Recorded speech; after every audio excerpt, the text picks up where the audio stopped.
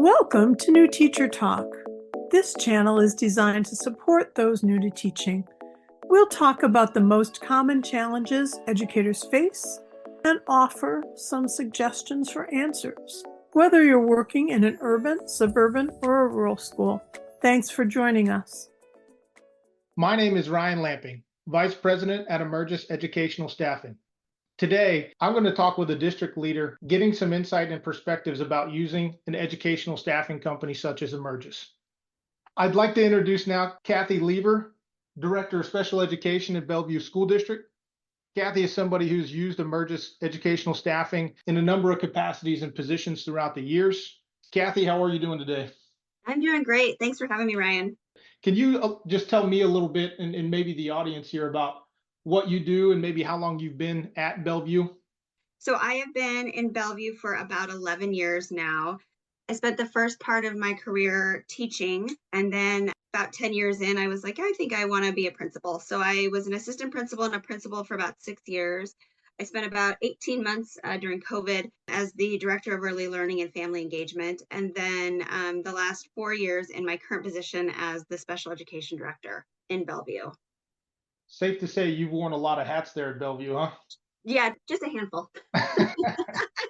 Well, and I think that's part of the reason why I wanted to talk with you is because I think not only from a district leadership perspective, but overall with a district leader perspective in multiple capacities, you have an interesting kind of lens that you look through, not only just staffing and vacancies, but partnerships with an organization like ours. And so can you maybe just give a little bit of an overview on how long you've been partnered with a staffing company like Amergis as well? When I came into my special education role 4 years ago, I think we had an existing partnership here and there with Amergis and honestly, a couple of other staffing companies. We were trying to fill vacancies after COVID and we just couldn't get enough paras. We couldn't get school psychologists. We couldn't get SLPs. We couldn't get OTs. There were a handful of teacher positions that we couldn't fill, special education and general education teachers that, were sitting empty. And so I would say we solidified our partnership probably somewhere around the 21, 22, 23 school year with Amergis and have been with them ever since. And they have become, our best partner, I would say. Yeah, it's interesting. I see that often too, of just that continuance of a partnership. There Mhm. might be the dotted lines or signs oftentimes, but there's something that happens that strengthens that relationship, whether it's the adequate staffing, great personnel, or in your case, maybe needs come up at a certain time, right? Yeah, needs come up and that relationship was there and that follow through from Emergis it just came through almost every time. So that reliancy and that, I guess, a true partnership.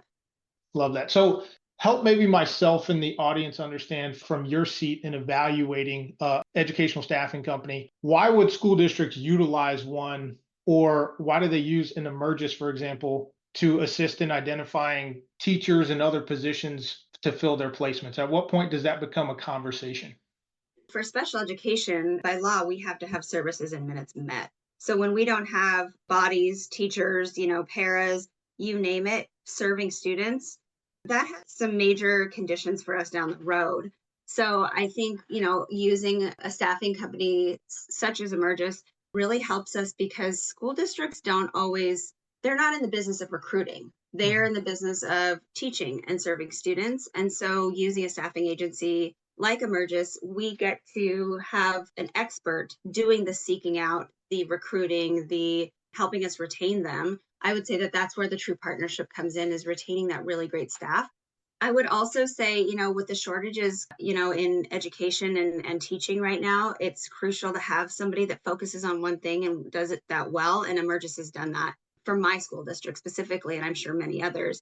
As a school district, we post things online and we go to job fairs. Really, that's the extent of our recruiting business.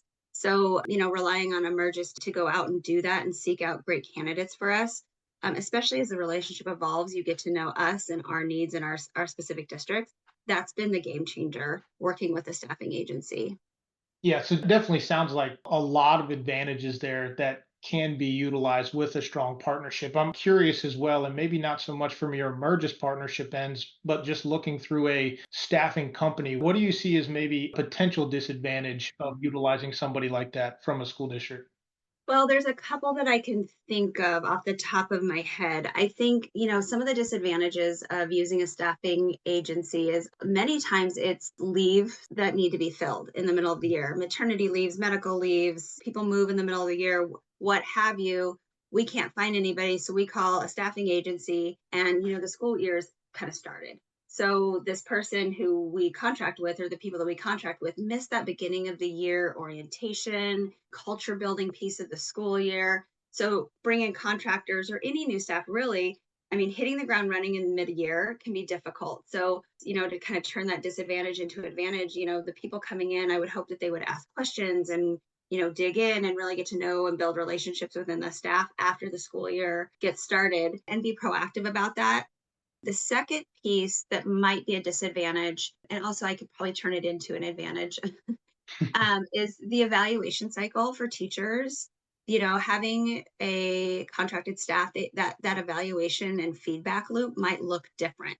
And I think that piece to talk about more of turning it around. I think if the contracted staff knows this going into it, they can be proactive for themselves and go to the building administrator and say, hey, I'd love to be on some kind of rotation like your other teachers just to get some feedback, whether formal, informal. That's always, I mean, teachers thrive on feedback and implementing new strategies. And sometimes having that feedback and evaluation communication loop, that could be a disadvantage if you aren't proactive yourself as someone that's a contracted staff. Yeah, it reminds me of a theme that I try to keep in mind in talking with partner districts as we go through the process of just the front end piece might need a little bit more time and attention of making Yeah. sure that we're checking those boxes before just staff member gets in the door. We're so busy with making sure staff member gets in. I think sometimes for us and for the district, it definitely benefits to take a step back and make sure all the expectations are met, all of the details are mentioned and found out. That way, going into day one, it truly is a introduction training, getting you acclimated versus, hey, I wasn't ready for this. I want to kind of look through the lens of maybe just teachers specifically. And from your perspective in the various roles that you've been in, what do you think school districts are looking for in just an early career educational teacher, whether that be SPED or Gen Ed? Because with this teacher shortage that's come upon us, keeping that in mind for an early career teacher might be the difference between a very good placement or just a placement because of need. For sure. I think of a few things. Teachers come in new to the career, they've done their student teaching and, they've done all the coursework. A couple of things as far as characteristics, but also just, some advice and guidance maybe is just to be really intentional about everything you do in the first 3 to 5 years of your teaching career. Hmm. That will keep you holding on longer than most. But as a district leader, when I'm hiring teachers, I'm looking for, yes, you can follow a curriculum. Yes, you can give an assessment. Yes, you can support students with SEL. That EQ piece, that emotional intelligence, I think I'm looking for grit. I'm looking for flexibility. I'm looking for a good communicator. I'm also looking for people who are able to and willing to work with all students, all families, and colleagues. I think that those are super, super important because as a public school educator, you never know who's going to walk in your door and move in and be in your classroom. And we have to be able to have that grit, flexibility, and communication to work with any student and their families.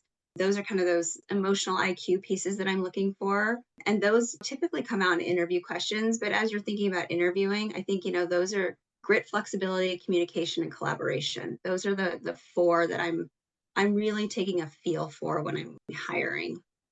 Yeah, I heard you say that, and I instantly thought of my own situation with my son Maddox. He just went into public school, first grade this year, and right away with his special education teacher when we first met her. I don't know that I noticed anything different, I would say, except for just the genuine piece of her and the Mhm. enthusiasm. Like it resonated. And I think that walking out with my wife, who is also an administrator in a school district, it was very clear that we were in good hands just from that, right? The, Yeah. the learning piece is going to come, but just the enthusiasm and the genuine nature of wanting to learn more about Maddox and every student in the room. I can't say it's a coincidence that she's been a phenomenal teacher. For sure. And when a teacher, when you drop your kids off in the classroom, you want that spark that love for your child, because that lets you walk away and not need them to come with you. Yep. I love that. I think you hit it spot on there with those pieces too, and a little bit of grit because it is going to be tough and new, especially as an early career educator. There's probably going to be more learning in those 3 to 5 years than maybe the next 10, but Uh-huh. what you learn there probably sets the stage for that next 10 too. Yeah, and I would also say that's a really great point, Ryan. It sets the stage for your career Hmm. and the learning you're willing to do over time. That's really important to reflect on as a new teacher. Like, what do you know you can learn? What's your capacity to learn? And have an open mind about new things that come in and new strategies and ways to do things. So looking through that lens again of just an early career teacher and maybe some learning, right? That 3 to 5 years. Can you maybe just talk about in your experience things you've seen or things you've done in your roles? What is professional development or just learning support and mentoring in that first year, 2 years look like? Is it more than you go on in your career? Is it less than and it increases? How does that look? A couple of things. I think it really depends on the size of the school district as far as like your formal mentoring and your formal professional development. The size of the district, what the district has to offer, what access points to, like, let's say in my state in Washington, we call them ESDs, Educational Service Districts. So, those, it's not quite, the state board level, but, that kind of in between level always offers a lot of PD for teachers and even administrators and paras at the beginning. You have to make up a list of interview questions that you want to ask of the interview team. I think that this is a great one for new teachers to ask. What professional development opportunities in this district do you have, and how do I access them? Hmm. Because if the district, let's say, isn't a big district, but works with the ESD or the kind of that middleman between the state and the district, how do I access that offering? And what is the expectation of professional development for the school district? I think that that's a great interview question. Admin will love that. That shows that grit, that flexibility, that wanting to learn more and continuing to learn, really. That's something to ask for. As far as a career goes, I would say, I mean, my early career, I think I was working with a teacher who had about 10 years, 11 years worth of experience, and they were my teaching partner in a sixth grade cohort. And that was my mentor just by default. But that was the person that I looked up to. I asked questions about. I always try to find the people that I can ask those silly questions to when you think you're in a meeting and you need to know the answer and you want to look like you know the answer. And then you go on the side and you're like, what did they mean by that? You want to find those types of people that you can ask those questions to, because it can be overwhelming. If they don't assign you a mentor, find yourself a good mentor that you can ask those questions to. As you move through education, I think you get less and less mentoring and more of the sink or swim, kind of figure it out. And I would say also that could be the best type of learning anybody could ask for, because you're going to have to make mistakes and reflect on those and be better the day. And I think that that is part of teaching, because again, sometimes you don't know who's going to walk in your door and what that student's going to need and what that family's going to need. Being open-minded to different new strategies and tricks and tips make everything a learning experience in the world of teaching. It's a really good point because I have some of this in just kind of my day to day and being around education, but not Mhm. necessarily doing it in a classroom. You kind of have to be a constant learner. Uh-huh. It's very much a dinner topic for my wife and I, talking about everything from her role as an administrator and being early in her career to my role as helping school districts across the country and how you cross state lines and things might be very different. And then into how we advocate and make sure that our son with his special needs is on the right track to meeting Mhm. his goals. So I think that constant learner, not just in education, but I think it really shines through in teaching, is something we all could be a little bit better at.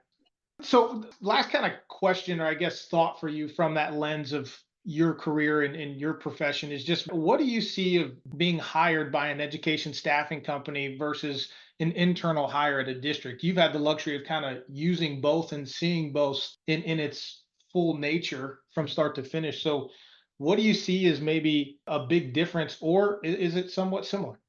I would say, as a former principal and now a district administrator who's running different programs, my hope would be the contracted staff member would be just brought in like any other staff member would be. I mean, they're part of our team, they're serving our kids, they're probably part of our community at some level. Having them be part of the team is the most important thing that we can do as administrators. I mean, that collaboration piece that I talked about as new teachers, that goes throughout your career. We want teachers collaborating. We don't want them flying solo, even though they are most of the day in their classrooms. But when it comes to times to talk about kids and work on interventions and work together as team members at the grade levels, like that's key. I don't see a difference between a contracted staff member and a direct hire, if you will, for the district. I want them working hand in hand, the same expectations. And again, those get set up at the beginning. As far as the staff member, there is some more flexibility as an administrator working with an agency staff or a contracted staff, because typically there's some kind of contract between the district and the teachers, and we kind of have these rules we need to follow. So some of that, there's some nuanced differences, but I mean, on the day-to-day and how we're interacting with families and kids and each other, I think that there shouldn't be a difference.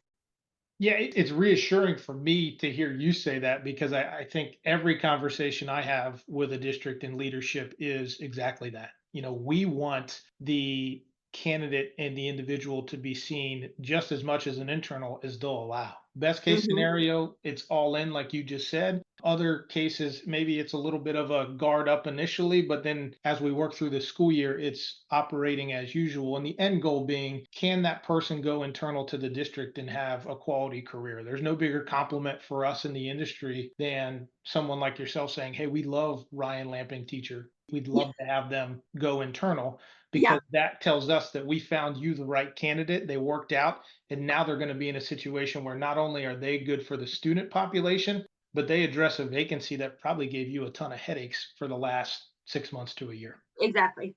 That's phenomenal. Well, Cathy, I want to say thank you very much for the time. I know you have a very busy schedule, and I hope that the listeners of this gain some valuable insight for you as they prep for an early career in education and hopefully a very long and fruitful one. Again, thank you for the time and hope you have a good rest of your day. You too. Thanks for having me on, Ryan. Thank you. Thanks for joining us for today's episode of New Teacher Talk.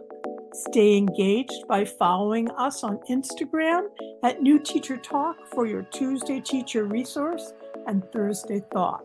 If you found value in today's discussion, hit that follow button and share with your community. No matter where you teach, we've got your back.